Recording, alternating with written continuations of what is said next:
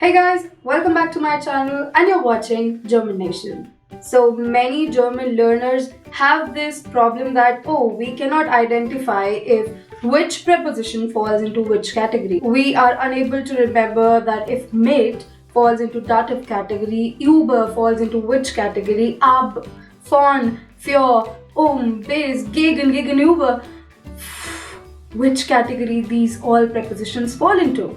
So I am here with another trick to make you learn how to learn these prepositions under the respective categories. So our first step will be to memorize dative prepositions. And how?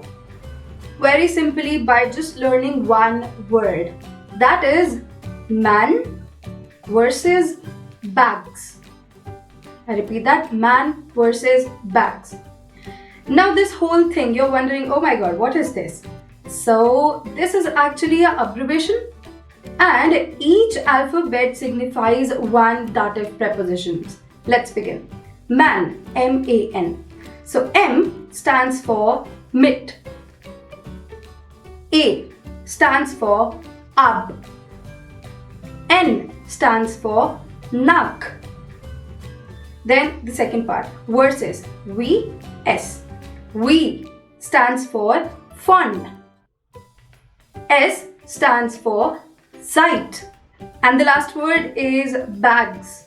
Just remember, the spelling of bags is not B-A-G-S. Instead of S, it's Z.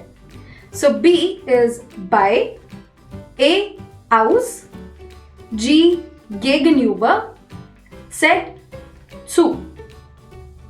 So, see, this is so easy to just remember all of it by just making an abbreviation.